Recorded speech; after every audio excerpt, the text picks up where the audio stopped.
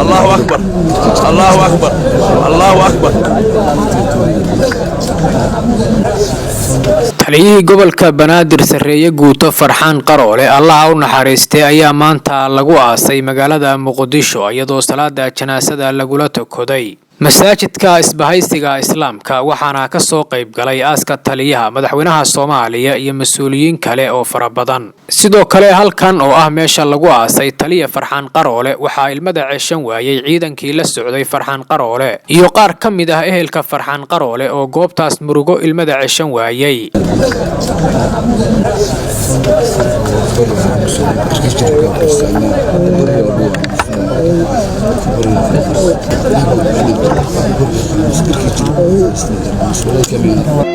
tiirbaa naga baxay tusaale mudnaa sidoo kale madaxweynaha Soomaaliya Xasan Sheekh Maxamuud oo ka hadlay goobta salaada janaasada lagula tukaday meydka farxaan qaroole ayaa si adag uga hadlay geerida farxaan qaroole isagoo shacabka Soomaaliyeed u sheegay inay leeyihiin hal cadow oo ah al-shabaab walba horay ayuu ilaahay noogu cadeeyay qof walba maalinteeda iyo saacadeeda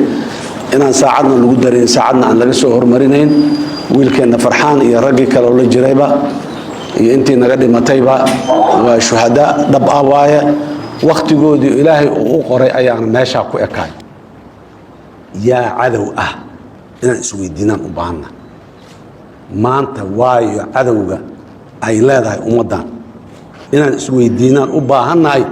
Soomaaliya maanta yaa cadow ku ah dawladnimada yaa cadow ku ah dadkan jiritaankooda inay jiraan ay ummad jirta ahaadaan qaran ahaadaan nation yaa cadow ku ah oo diidan inay cibaadaystaan oo diintooda ku toosnaadaan oo masaajidda camiraan yaa cadow ku ah oo diidan oo masaajidda ilaahay cabsi laga qaba daraaddeed ay u camirmi laayihiin dadka Soomaaliyeed ee dhibaataysan ee duruufta iyo maxaanku iraadaaye muxuu ahaay qadaha rabbi uu keenay ee abaartu ay ku dhacday ee miiga ku gaajaysan ku haraadan ee walaalka kale Soomaaliga oo muslimka ah ama midka caalamka jooga ah oo raba inuu u gargaaro oo biyo gaarsiiyo oo raashin gaarsiiyaa ka hortaagan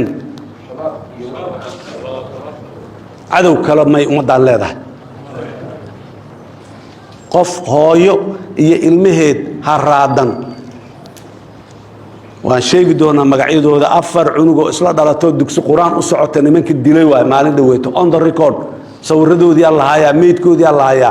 4 wiil oo yar yar oo isla dhalatay oo hooyadii ay u soo dirtay ordamaan maxaa dugsi quraanka aaday tiri nimanka jidka ku dilay nimankan waa cadow dadka Soomaaliyeed ee muslimiinta dadka shaki uga jiro shabaab inay cadow yihiin in kale walaalayaal waa dhunsantiin ilaahay ay soo hanuuniyaan leena ogow shabaabka wax qarxinayo waa cadow kan ku taageerayana waa cadow baasada siinayo qarinayo guriga dejinayo qalbiga kala jira cadow waa dhinaca kalena ugaaska beesha reer Xaaji Saleemaan oo ahaa ugaaska farxaan qaroole ayaa sheegay inay farxaan ugu aargudi doonaan in ay dagaalkaasi wadaan oo ay cagta mariyaan al-shabaab shahiidkan ma taqaana ilaahay uu waafajiyay hadaalku geerida diyaaradii aan ka soo degay aan hadda ma taqaana hadaalku halkaan ku imid meeshaan ku nimid sidaas daraadeed mana rabna inaan hadda xaafadaheennii iyo guryaheennii aadne waxaan rabnaa haddii ilaahay yiraahdo insha Allah tacaala markaanu xuquuqda lagu leeyahay mid ka maqan aan ogaano inaanu ku laabano meeshii aanu ka soo baxnay haddii ilaahay yiraahdo marka Soomaalina arrinta way isku raaceen dadka doqomada ah ee jaajuuska ah ee ma taqaana daal ku reey maalinka loo cago jugleenayo oo la leeyahay ma taqaana waa dhimanaysaa oo ma taqaana waxyaabo badan loo sheegayo waxaan leenahay walaalayaal qalbigiina iyo niyadiina adkeeya laba jeer cid dhimanaysa ma jirto ma fahamteen dhimashada laga baaqa maayo farxaan nin ka da'yaraa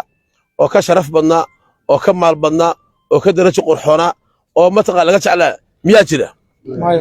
sidaas daraaddeed walaal geeridu baaqan mayso waxa ogaataa meel aad ku badbaadayso ma jirto maalinta ajasha ilaahay uu kuu keeno waa dhiman laakiin sharaf inaad ku dhimato inaad dulinimo ku dhimato in sharaf lagu dhintaa qurux badan